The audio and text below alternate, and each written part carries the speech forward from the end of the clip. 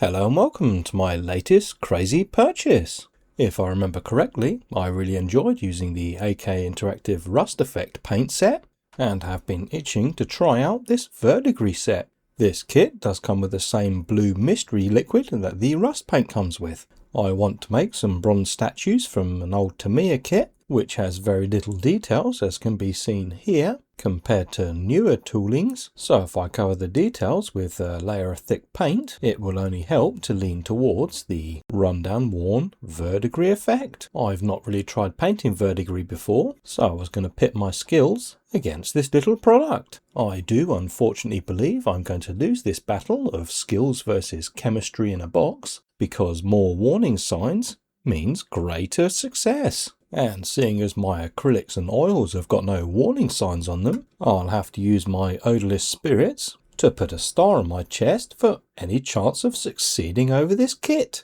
I remembered I had some Vallejo effects paints, so I'll use them as well. And seeing as the box art got me completely scared that I might lose, I'll use some Green Stuff World products as well. Now I should have primed this in black, but I wanted to use up my white primer. That aside, this guy is going to get the AK only treatment. Now this bronze paint is very thick, as well as being very heavy, and I believe that it actually contains the real metal itself. Now I didn't watch a tutorial, but I just applied it as thick and thin as I liked all over that little figure. After he was fully covered with the bronze paint, I realised painting the figures white was a mistake, so I created a very heavy wash of verdigris oil paint for the second figure. This was to make sure that all the recessed areas, as well as all the hard to reach parts, had the darkest green applied to them. This wouldn't have been needed, as the shaded areas would have been black if I primed it in black first. But anyway, after wiping the excess oil paint off of the little figure, it's time to apply the acrylic powerhouses. I just randomly brushed the Vallejo, Green Stuff World, or a mixture of both, over about 90% of the model. I did make sure to try and avoid all the recessed areas. Now I did leave this a day, so I'm fairly convinced the bronze paint is dry. That might be some foreshadowing, but let's make it rain some blue chemicals. When I thought I'd used enough of the mystery liquid, it's time to bring out the brush. I did my best to spread the blue liquid all over the model, although I did miss a few spots. I'm sure the excess that spilt onto my mat didn't cause this next problem, but the actual bronze paint was lifting from the primer. I didn't have this problem with the iron paint to make rust, but the more I spread this magical liquid all over the bronze paint, it looked like it was lifting the paint right off. None of the actual bronze paint was on my brush, so I'm not quite sure what was happening. I figured I covered the entire model with the oxidizer, so trying to spread it out further would probably only end up with more problems. Thinking applying the oxidizer straight out of the bottle might be an issue, I grabbed a failed painting experiment and applied bronze paint to the top half to apply the oxidizer in a different method. It does state 24 hours, but after an hour, the initial model is starting to turn green. Worried that the AK Interactive chemistry set might beat me with my untrained skills, I dry brushed the second model with bronze paint, and the eagle-eyed viewers will notice my oil paint hadn't fully dried. But I'll ignore that point and make a wash using the verdigris oil and titanium white to cover the second figure. Now, I'm not going to lie to you, I have no idea what I'm doing. I'm not in panic mode, I'm just in sheer make this up as I go along mode. I've tried recording this several times, but I have no idea what I'm doing. I thought a lighter green wash, yay, it's going to work. But let's get serious.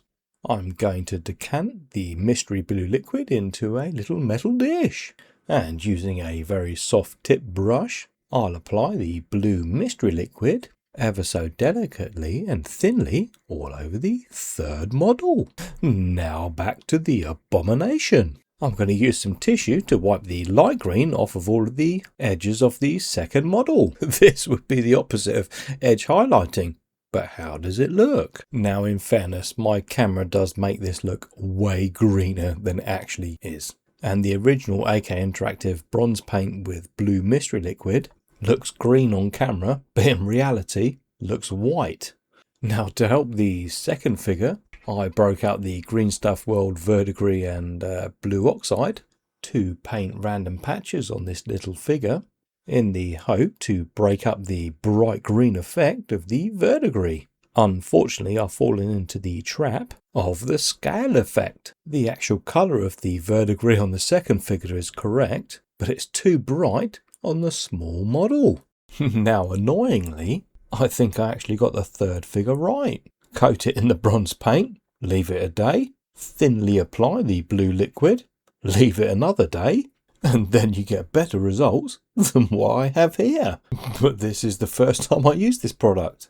And it's actually the first time I've tried painting verdigris using traditional acrylics or oils.